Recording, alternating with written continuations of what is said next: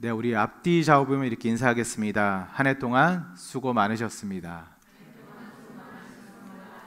네, 우리 다시 한번 이렇게 인사하겠습니다. 다 하나님의 은혜입니다. 네. 오늘부터 이제 세 번에 걸쳐서 연말연시 말씀 특집으로 굿바이 2024 그리고 헬로 2025라는 제목으로 말씀을 전하도록 하겠습니다. 오늘은 그 첫 번째 시간으로 미련 없이 떠나 보내야 할 올해, 좀 길죠. 미련 없이 떠나 보내야 할 올해라는 제목으로 말씀을 나누도록 하겠습니다. 참고로 오늘 본문 송구영신 예배 때 본문 그리고 다음 주 신년감사 본문이 여러분 동일합니다. 그래서 여러분들이 이 말씀을 계속 묵상하시고 아마 한 절 한 절 이렇게 설교를 할 것 같습니다. 그리고 각 예배마다 또 이렇게 저희가 설교하는 또 이제 포커스가 다르니까 여러분들도 참고하시면 좋겠습니다. 무라카미 하루키의 소설 여러분 상실의 시대 아마 많이 읽어보셨을 텐데 그 상실의 시대에는 이런 말이 있습니다.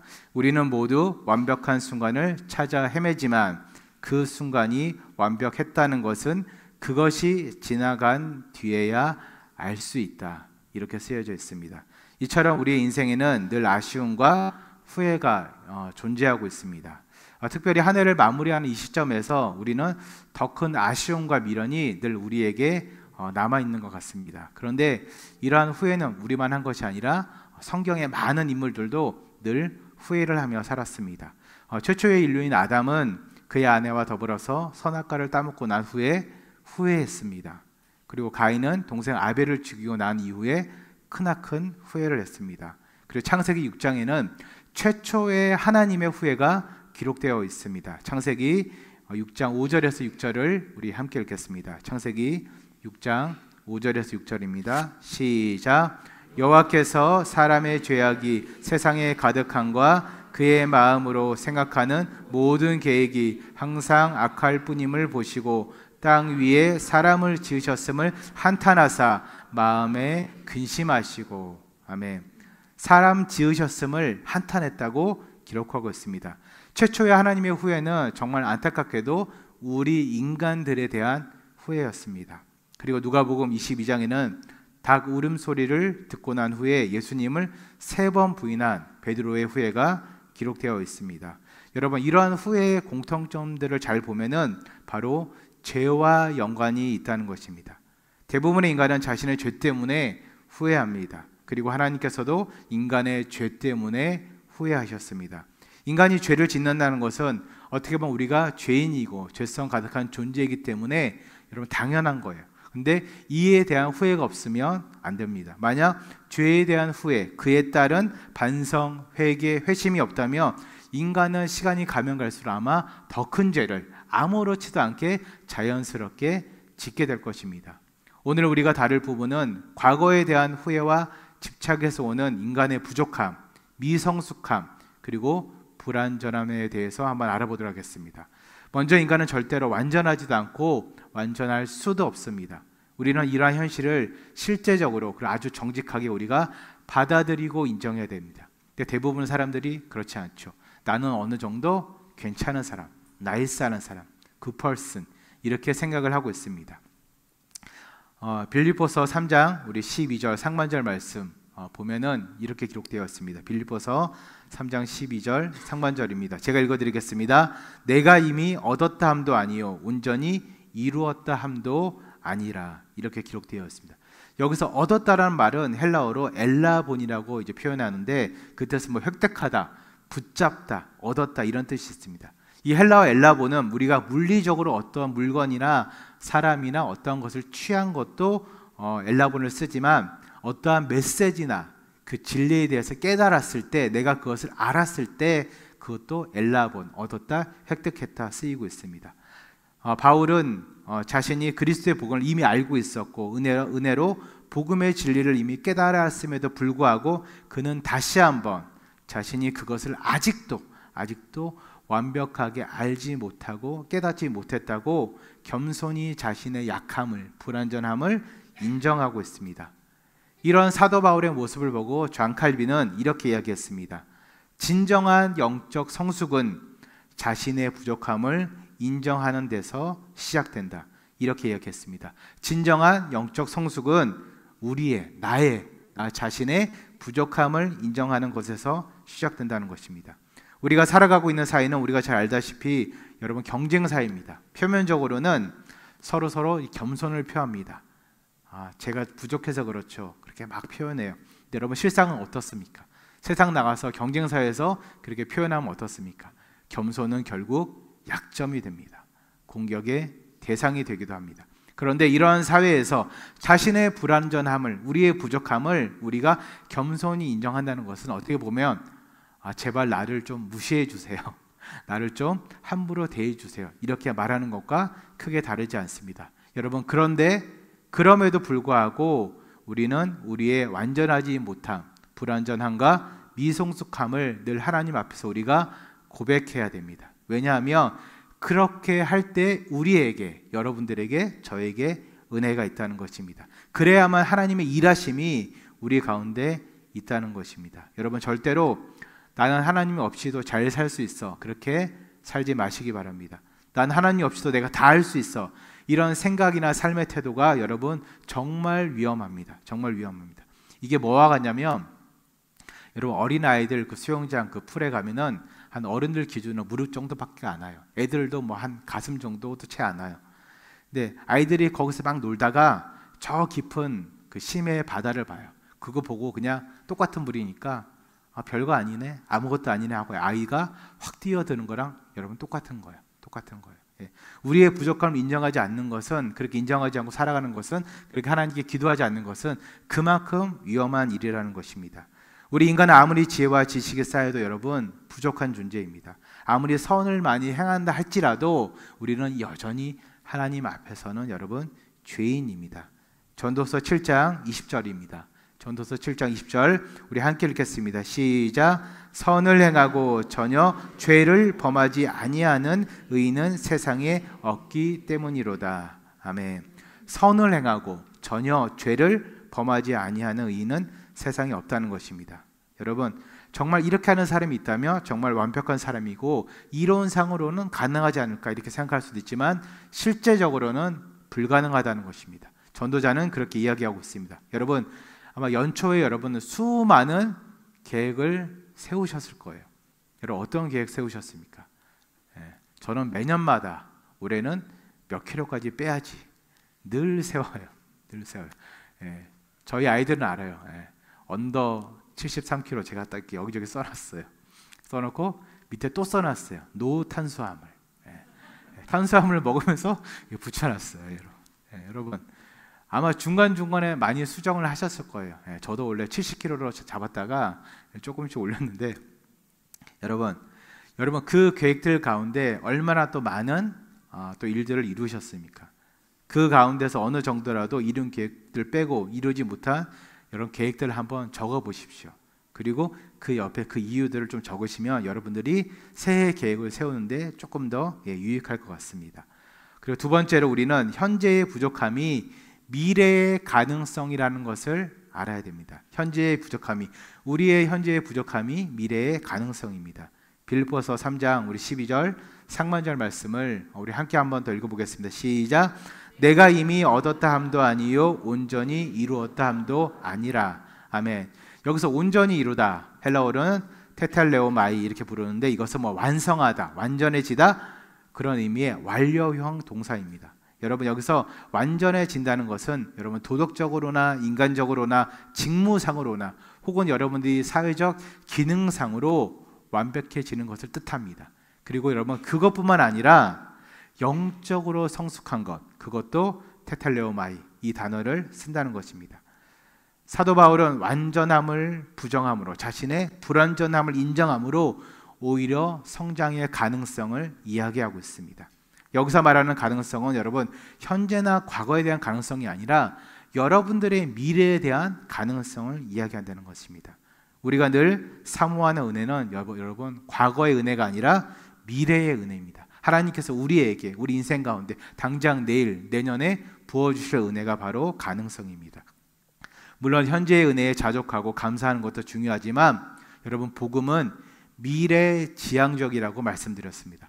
복음은 미래지향적이기 때문에 우리는 더 나은 미래와 더 나은 미래를 만들어 줄 더 큰 하나님의 은혜를 기대해야 됩니다.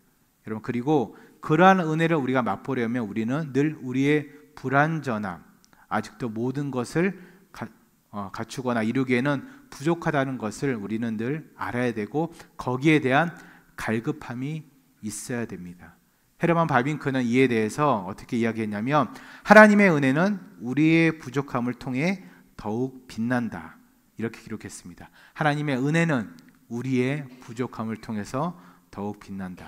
이는 다시 한번 더 우리가 우리의 부족함을 고백하고 인정하고 겸손히 하나님 앞으로 나아갈 때 하나님의 은혜가 어떻게 보면 여러분 더 빨리 우리에게 임한다는 것입니다. 더 확실하게, 더 강하게 임한다는 것입니다.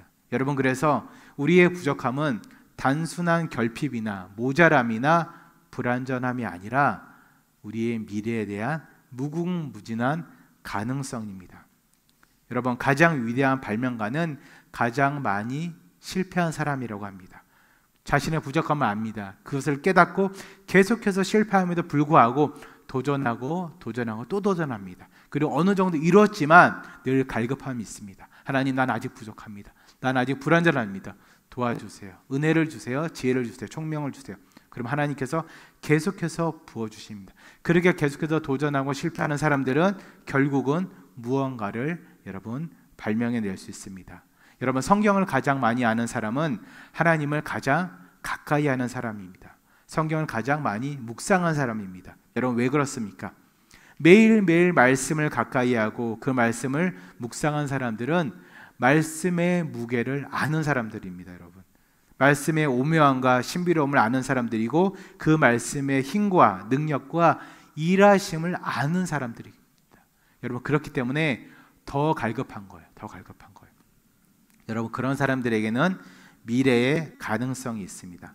지금보다도 말씀에 사로잡혀서 오직 말씀에만 순종하고 그로 인해서 말씀의 능력과 은혜를 가장 크게 그리고 가장 자주 체험하고 하나님의 크신 축복을 누릴 가능성이 더 크다는 것입니다. 여러분, 그래서 하나님 이것 주세요, 나 이렇게 이루어져, 기도하는 것도 정말 중요하지만 여러분, 말씀을 보시면서 그 갈급함을 더욱더 여러분 키워나가시고 여러분 그걸 하나님께 아뢰면 하나님께서 정말 여러분들이 상상한 것 이상으로 키워내실 거예요. 더욱더 여러분들의 인생을 풍요롭게 하실 것입니다. 우리 자녀들, 여러분들 뿐만 아니라 우리 모든 자녀들, 우리 청년들, 그리고 이미 중년, 장년의 시간을 보내고 있는 우리 성도님들, 하나님께서 여러분들을 어떻게 사용할지 누가 아십니까? 모세는 80의 부름 받았습니다. 여러분, 아직 늦지 않았습니다. 우리 청년들, 우리 자녀들 여러분, 나중에 정말 만나지도 못하고 TV에서만 보는 그런 친구들이 될 수 있어요. 이 나라뿐만 아니라 이 세계를 움직이는 사람들이 될 수 있습니다. 누가 그렇게 만듭니까? 하나님께 나아갈 때, 하나님께 나의 부족함을 인정할 때. 여러분, 그래서 아이들한테도 계속 그런 거를 여러분 교육시켜야 됩니다. 자녀들의 부족함을 가지고 여러분 공부하고 노력하는 것 중요해요. 근데 그거와 더불어서 하나님의 은혜를 도우심을 구하는 게 여러분 더 중요합니다. 그럴 때 하나님께서 우리 자녀들을, 우리의 남은 인생을 크게 들어 쓰실 것입니다. 여러분, 아무쪼록 남은 연말 정말 은혜의 관점에서, 미래의 가능성의 관점에서 올 한 해를 되돌아보시고 그리고 이 한 해를 잘 떠나보내시기를 주님의 이름으로 축원드립니다. 마지막 세 번째로 우리는 새로운 시작을 위해서 과거와 작별해야 됩니다. 오늘 보면 빌립보서 3장 12절과 14절에 달려간다라는 그런 단어가 나옵니다. 여기서 달려간다라는 말은 헬라어로 디오코인데, 이 디오코는 앞을 향해서 달려가다, 앞을 향해서 뛰어가다 이런 뜻이 있습니다. 아주 미래지향적인 단어입니다. 여러분, 우리가 앞을 향해서 뜀박질을 할 때, 달려갈 때 절대로 하지 말아야 될 행동이 있습니다. 그것은 무엇입니까? 뭐죠? 뒤돌아보는 거. 여러분, 절대 하면 안 됩니다. 여러분, 왜 그렇습니까? 달리기를 해본 분들은 아실 거예요. 막 뛰다가 내가 1등으로 가는 것 같아요. 그러다 슬쩍 뒤돌아보면 사람들 체크하고 좋지만 그때 순간적으로 속도가 늦어집니다. 그리고 자신도 모르게 방향이 약간 틀어질 수도 있습니다. 참고로 육상에서는 자기 레인을 벗어나면 이런 바로 실격입니다. 실격. 그래서 앞만 보고 가는 것이 정말 중요합니다. 이에 대해서 제임스 패커는 이렇게 이야기했습니다. 과거에 대한 집착은 미래의 은혜를 가로막는 장애물이 된다. 과거에 대한 집착은 미래의 은혜를 가로막는 장애물이 된다. 이렇게 이야기했습니다. 우리는 누구나 다 아주 조금씩 과거에 대해서 집착하고 있습니다. 여기서 집착하고 있다는 말은 과거의 여러 일들이나 후회 등이 얽매여서 생각하고 행동하는 것뿐만 아니라 과거에 대한 생각, 과거에 대한 아쉬움, 거기에 사로잡혀서 새로운 꿈을, 새로운 생각을 하지 못하는 모든 행위를 가리키는 것입니다. 여러분,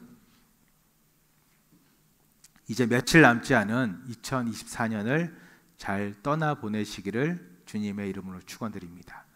제가 원래는 이 설교 시리즈 제목을 굿바이 2024가 아니라 그냥 바이 2024 이렇게 했다가 바꿨어요. 여러분, 바이와 굿바이의 의미를 아실 거예요. 바이는 또 보는 거예요.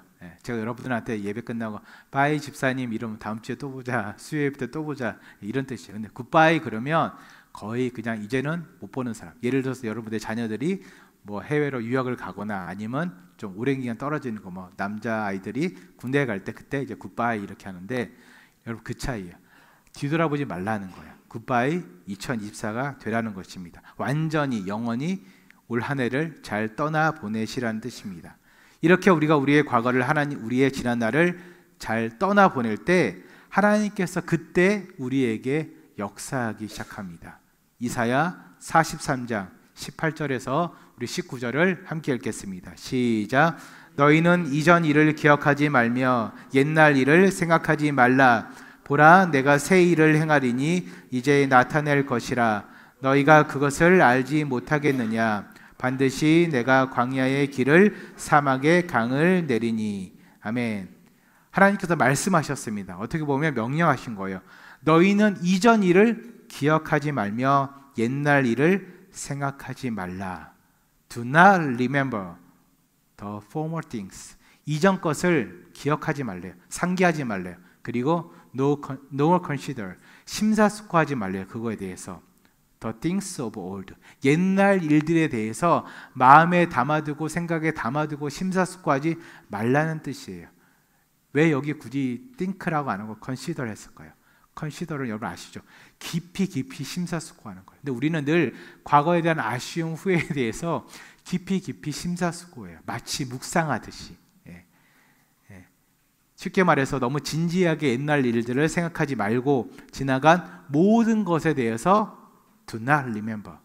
기억하지도 말라는 뜻입니다. 여러분, 왜 그렇게 말씀하십니까?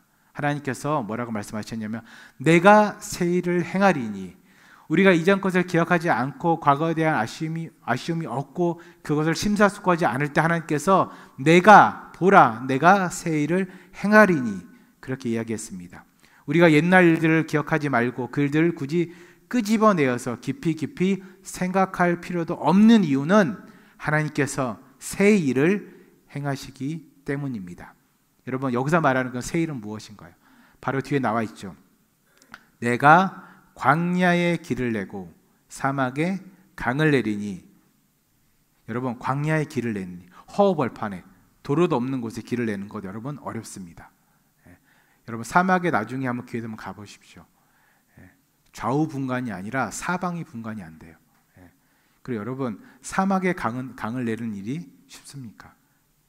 요즘의 과학기술로도 건축기술로도 아주 어려운 것이 허허벌판 광야의 길을 내는 것이고 사막에 강을 내는 일들입니다. 이런 어려운 일들을, 이러한 기적 같은 일들을 여러분 우리가 미련 없이 과거를 떠나보낼 때 하나님께서는 여러분들과 저의 인생 가운데 광야에 길을 내시고 사막에 강을 내신다는 것입니다. 우리 말씀을 맺도록 하겠습니다. 오늘 우리는 연말연시 말씀 시리즈로 굿바이 2024 그리고 헬로우 2025년 그 첫 시간으로 미련 없이 떠나보내야 할 올해라는 제목으로 말씀을 나누었습니다. 여러분, 우리가 미련 없이 올해를 잘 보내기 위해서는 가장 먼저 여전히 완전하지 않는 나 자신을 인정해야 됩니다.